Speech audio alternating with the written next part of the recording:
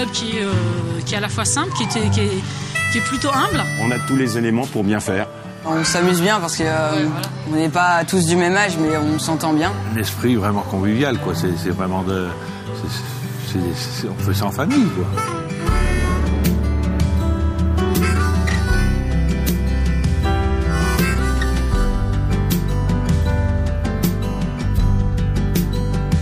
On essaye de vivre du mieux possible avec entre 50 et 60 adhérents.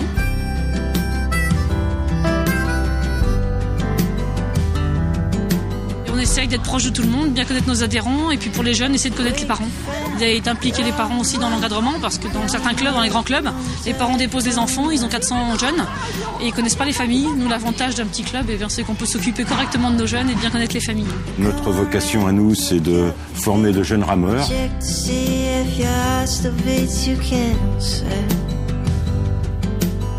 En complément de leurs études et qui apprennent à manier correctement les avirons et à se faire plaisir sur un bateau. Je viens le mercredi, surtout le mercredi.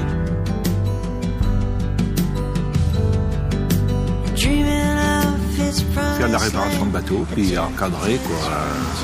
Les petits jeunes, les apprendre un peu, donner le goût à l'aviron. L'objectif principal du club, c'est la compétition, comme tout club. L'hiver, c'est plus des têtes de rivière.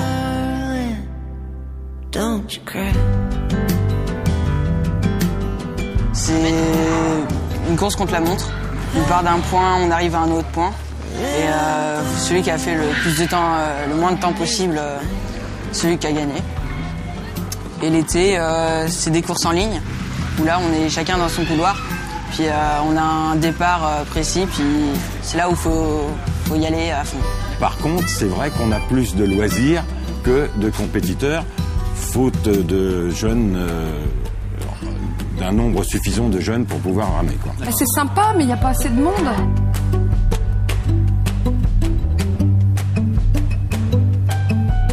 Il faut justement faire connaître cette discipline qui est quand même très agréable. Et puis c'est un sport très complet. Donc du coup, et féminin aussi. On est tous bénévoles effectivement au club d'aviron de La Roche. On essaye d'encadrer 3 jours par semaine, les mercredis après-midi, samedi après-midi, dimanche matin.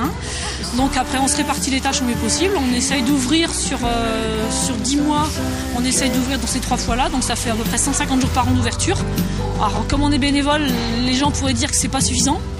Mais on leur dit que déjà, moi je suis là déjà 3 jours par semaine, ce qui est déjà pas mal, 3 après-midi entières. Les anciens présidents, moi-même, le président qui m'a succédé, Jean-Claude Arnaud et Marie Chapon, tous les anciens présidents sont restés dans le club, de telle manière à ce qu'on puisse les uns et les autres apporter notre expérience au club. Et chacun, moi j'ai vu évoluer au niveau des bateaux, les relations avec la mairie, le conseil général, le conseil régional, tout se passe très bien. Et bon... il est dommage qu'il ne soit pas plus connu que ça. Bon, mais est-ce qu'on pourrait faire face si on avait 50 cadets? Peut-être pas, parce que nous ne sommes pas le CA Nantes. Parce que je crois que le CA Nantes a autant de cadets que nous de rameurs dans le club. Mais c'est le 2e club de France.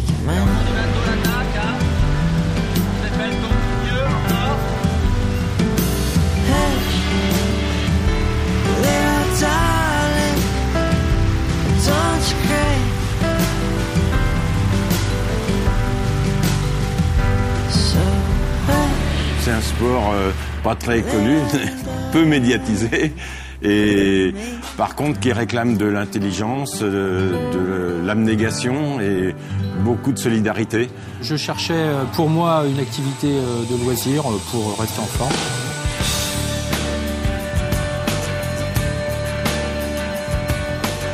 En faisant de la marche à pied, du vélo autour du lac, j'ai vu le club et donc j'ai poussé la porte. J'ai accroché, après c'est devenu 2 fois par semaine, 3 fois par semaine, 4 fois par semaine, et puis voilà. Maintenant j'ai fait ma première compétition à Laval, et puis on n'a pas été trop nuls. C'est un sport technique, donc c'est bien parce qu'il faut tout le temps travailler son geste, regarder ce qui ne va pas. C'est une activité qui est pas fatigante du tout. Quand on en a fait 2 heures, on a mal nulle part, mais on se sent bien, quoi. On passe un bon moment au grand air. La sensation de glisse, c'est assez grisant. C'est le bateau en lui-même, l'aviron, quoi. Il faut beaucoup d'intelligence et de, comment dirais-je, de volonté pour le pratiquer à un niveau correct. Pas forcément de la puissance. La puissance, on l'a dans les catégories du poids lourd, avec des bateaux adaptés à leur poids. Mais maintenant, il y a des bateaux poids légers, plus réservés aux personnes qui sont entre 70 et 75 kilos. Donc là, la beauté du geste, la qualité technique fait qu'on peut avoir le même rendement. Au fur et à mesure qu'on progresse, ça nous permet de découvrir des nouveaux bateaux. Donc on passe de la catégorie bateau découverte à un bateau quand même mieux, qui glisse mieux sur l'eau, plus léger. C'est à la fois un sport technique et physique. Donc il y a un temps où il faut forcer. Il y a un autre où on est totalement relâché, puis il y a aussi le cadre. Le lac Moulin-Papon, c'est pas mal.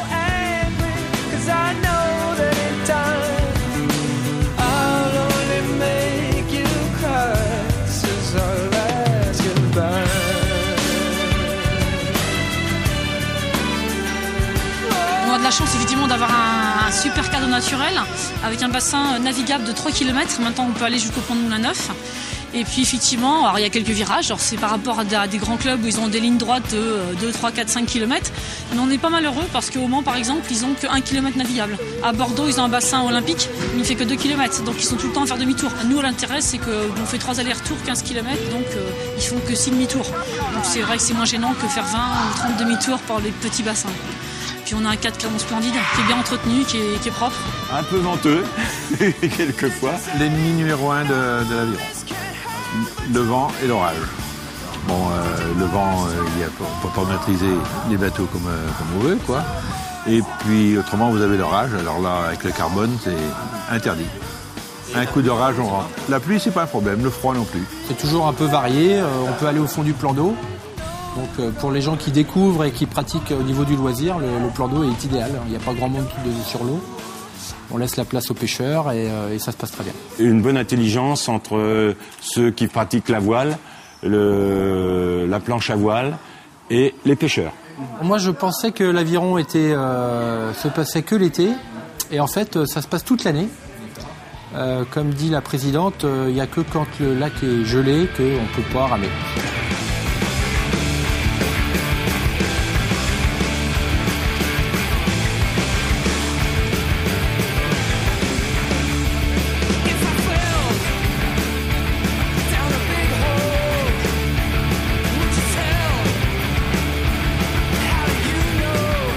Il y a un groupe loisir qui est assez sympa. C'est des gens qui viennent pour faire un petit peu d'activité et passer un bon moment.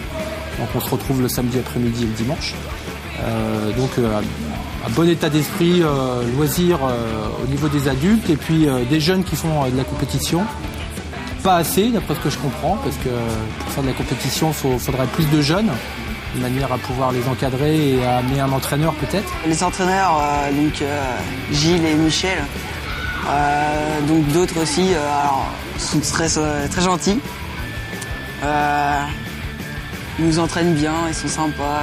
L'entraînement des jeunes, au départ, ils ne travaillent pas la force musculaire, donc ils ne font pas de musculation avant d'arriver à l'âge de junior, avant d'être junior.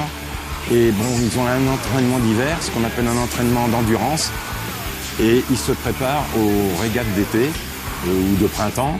Et là, ils ont des entraînements de vitesse et de force. C'est bien parce qu'on peut naviguer avec les bateaux sur le lac. Et puis quand il fait pas beau, par exemple, comme aujourd'hui, quand il y a du vent, on peut faire de la muscu, donc ça change. Et puis c'est bien parce que la musculation, ça permet de s'entretenir. Alors, en bateau aussi, on s'entretient, mais quand on fait de la muscu, on peut plus faire des exercices et tout. On a eu de très très belles années entre 2005 et 2009 avec des places de vice-champion de France en double et en 4.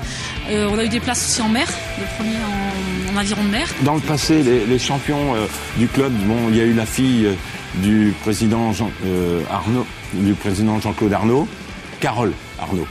qui a été sélectionné en équipe de France, qui a eu un bon nombre de médailles. Et puis il y a eu les quatre cadets et juniors qui ont été vice-champions de France.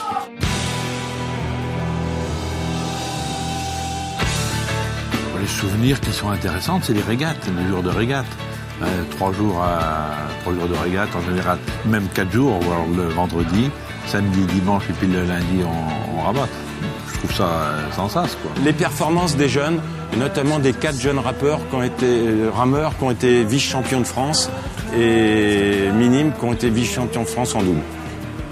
Ceux qui étaient les plus proches de moi à l'époque. On avait 2 rameurs qui venaient de la natation, qui étaient au début pas du tout rameurs.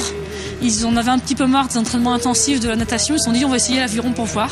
Et nous, ce qui a été absolument exceptionnel, c'est qu'ils avaient un gros potentiel physique. On n'a plus que à leur apprendre le geste. Ils ont intégré le geste à toute vitesse. Et on s'est dit on va essayer pour voir. En janvier, on les a mis ensemble. Pour essayer, mais vraiment sur un claquement de doigts. Un mois après, ils raflaient toutes les médailles jusqu'au mois de juin. Et au championnat de France, ils se sont battus comme des diables et ils ont fini 2e.